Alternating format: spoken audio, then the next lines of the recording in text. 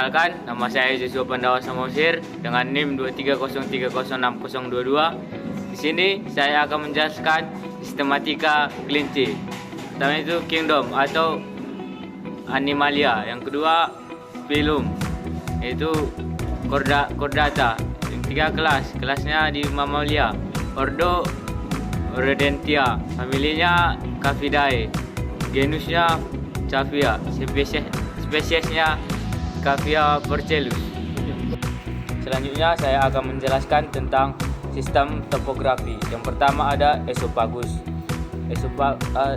Esophagus saluran yang menghubungkan mulut dengan lambung. Otot esophagus membantu mendorong makanan menuju lambung. Yang kedua ada lambung, tempat penampungan dan pencernaan awal makanan. Asam lambung dan enzim memulai proses pencernaan. Yang ketiga ada usus halus, terdiri dari 3 bagian. Pertama duodenum, yang kedua jejunum dan ileum. Proses pencernaan dan penyerapan nutrisi terjadi di usus halus. Enzim pencernaan dan getah empedu membantu proses ini. Yang keempat ada usus besar, terdiri dari kolon dan rektum. Kolon menyerap air dan elektrolit dari sisa-sisa makanan. Rektum menyimpan sisa makanan sebelum dikeluarkan melalui anus. Pencernaan serat, penyimpanan air, penyerapan nutrisi, dan fermentasi serat. Jadi usus besar yang besar pada kelinci merupakan adaptasi untuk mencerna dan menyerap nutrisi dari makanan tinggi serat yang dikonsumsi oleh hewan herbivora ini. Hal ini memungkinkan kelinci untuk memperoleh energi dan nutrisi yang dibutuhkan. Yang kelima itu ada anus, lubang tempat sisa makanan atau feses dikeluarkan dari tubuh. Selanjutnya saya akan menjelaskan sistem nervosum pada kelinci. Pertama, otak. Otak kelinci terbagi menjadi beberapa bagian, termasuk otak besar atau cerebrum dan otak kecil atau cerebellum, dan batang otak atau pons dan medula oblongata. Otak mengatur fungsi-fungsi penting seperti persepsi, sensori, pengaturan gerakan tubuh, dan proses kognitif. Yang kedua, sumsum tulang belakang. Sumsum tulang belakang merupakan bagian dari sistem saraf pusat yang berjalan melalui kanal tulang belakang. Ini adalah jalur komunikasi antara otak dan tubuh, membawa sinyal-sinyal sensori dari tubuh ke otak dan mengirimkan sinyal motorik dari otak ke tubuh. Selanjutnya saya akan menjelaskan sistem pencernaan tambahan pada kelinci. Pada kelinci ada 4 organ pencernaan tambahan, yaitu glandula salivari, kelenjar-kelenjar ludah yang bermuara dalam rongga mulut. Glandula puratoris sepasang terletak di belakang mandibula, pertama di bawah telinga. Glandula sublingualis di bawah lingua. Glandula infraorbitalis, kelenjar saliva membasahi pakan untuk memudahkan penelanan. Saliva pada ternak monogastrik biasanya lebih asam daripada saliva ternak ruminansia. Yang kedua ada hepar, condong terletak di sebelah sisi kanan, tempat metabolisme protein lemak dan karbohidrat, serta sebagai tempat pusat detoksifikasi senyawa beracun di dalam tubuh. Hepat juga menghasilkan cairan empedu yang dialirkan melalui ductus hepaticus menuju vesika vilea, kantung atau kantung empedu. Memiliki beberapa fungsi utama. Fungsi utama yang pertama, penyimpanan empedu. Kantung empedu berfungsi sebagai tempat penyimpanan sementara empedu yang diproduksi oleh hati.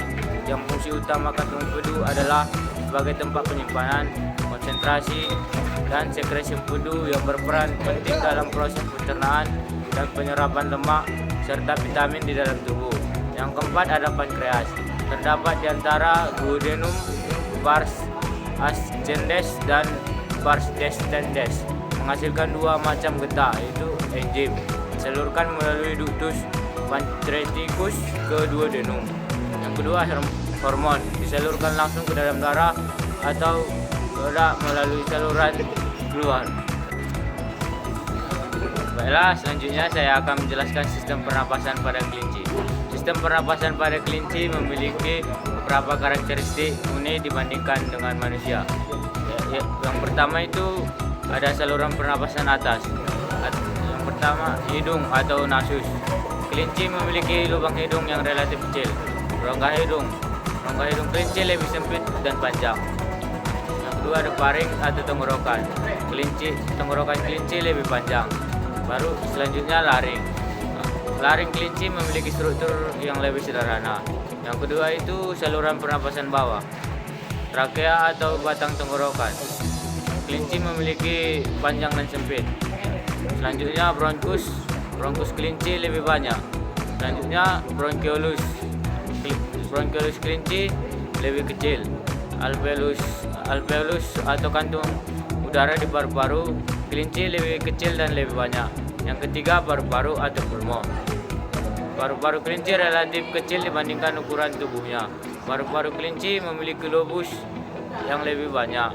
Yang keempat ada diafragma. Diafragma kelinci lebih datar dan kurang fleksibel. Fungsi utama sistem pernapasan kelinci sama dengan manusia, yaitu untuk pertukaran gas oksigen dan karbon dioksida. Namun adaptasi anatomi pada kelinci memungkinkan mereka untuk memiliki pernapasan yang lebih cepat dan dangkal dibandingkan manusia. Sistem pernapasan kelinci juga memiliki peran penting dalam termoregulasi, di mana kelinci dapat mengatur suhu tubuh melalui pernapasan. Selanjutnya, saya akan menjelaskan sirkulasi darah pada kelinci. Berawal dari jantung. Jantung terdiri dari atrium dexter, atrium sinister, ventricle dexter, dan ventricle sinister. Kedua, arteri. Saluran darah yang mengangkut darah kaya oksigen dari tubuh ke jaringan tubuh. Tiga, arteri pulmonalis. Udara yang mengalirkan darah terdeoksigenasi dari jantung ke kapiler paru-paru. Yang keempat, vena. Udara yang mengangkut darah terdeoksigenasi kembali ke jantung dari organ tubuh. Yang kelima, vena pulmonalis. Udara yang mengantarkan darah beroksigen dari paru-paru ke jantung. Enam, aorta. Udara utama yang menghubungkan jantung ke seluruh tubuh. Saluran sirkulasi darah pada kelinci dari darah yang mengandung oksigen akan masuk ke pulmo dan akan disalurkan oleh pulmo. Kemudian darah yang berasal dari pulmo pertama kali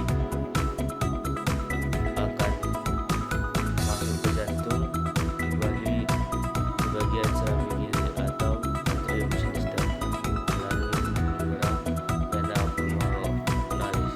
Kemudian diteruskan ke dalam bilik tubuh dan akan dialirkan ke seluruh tubuh melalui pembuluh darah arteri.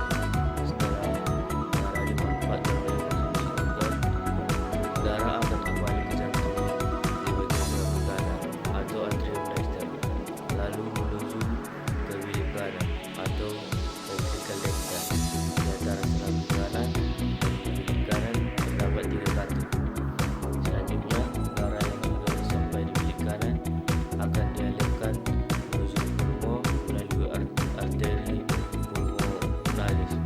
Darah yang dibersihkan oleh pulmo, kemudian CO2 dibuang melalui udara atau melalui mulut. Lalu hidung menghirup O2 untuk dimasukkan ke pulmo. Ya, saya akan menjelaskan tentang enzim pada proses pencernaan.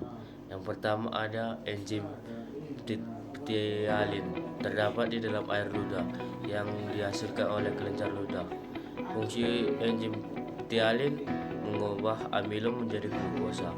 Yang kedua, enzim amilase dihasilkan oleh kelenjar ludah di mulut dan pankreas.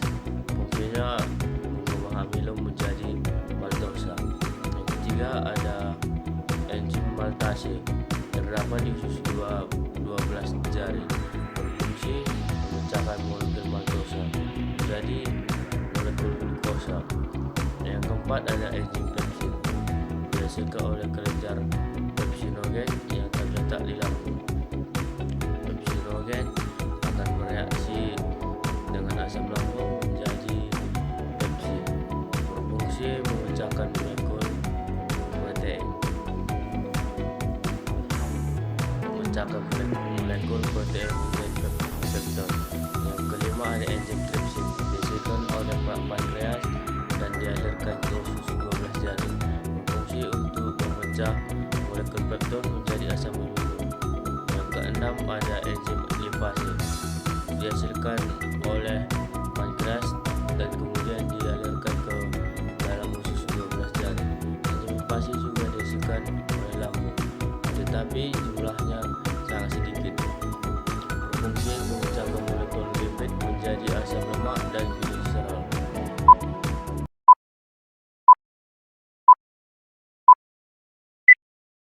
Baiklah, sini saya akan menjelaskan lambung pada ternak ruminansia. Yang pertama ada rumen. Rumen pada ternak ruminansia adalah kantong besar di dalam rongga perut yang berfungsi untuk mencerna makanan melalui fermentasi oleh mikroorganisme. Proses fermentasi ini menghasilkan nutrien yang penting untuk ternak serta gas yang dikeluarkan melalui eruption. Yang kedua ada retikulum. Retikulum juga dikenal sebagai lambung kedua dalam sistem pencernaan ternak ruminansia. Memiliki struktur yang mirip dengan jaringan atau sarang lebah.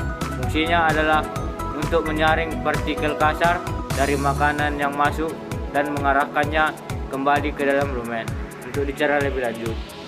Retikulum juga berperan dalam membantu proses pengunyahan makanan dan memfasilitasi proses pencernaan secara efisien.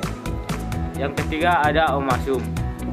Omasum adalah salah satu dari 4 ruang dalam sistem pencernaan ruminansia yang terletak antara abomasum dan rumen.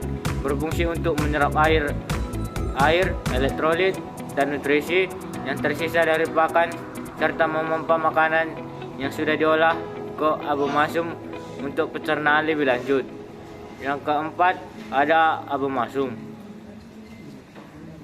Abomasum adalah lambung keempat dalam sistem pencernaan ternak ruminansia yang mirip dengan lambung manusia. Fungsinya adalah untuk mencerna makanan secara enzimatik dan menghasilkan asam lambung untuk memecah protein dalam makanan. Abomasum juga berperan dalam penyerapan nutrisi seperti lemak dan mineral.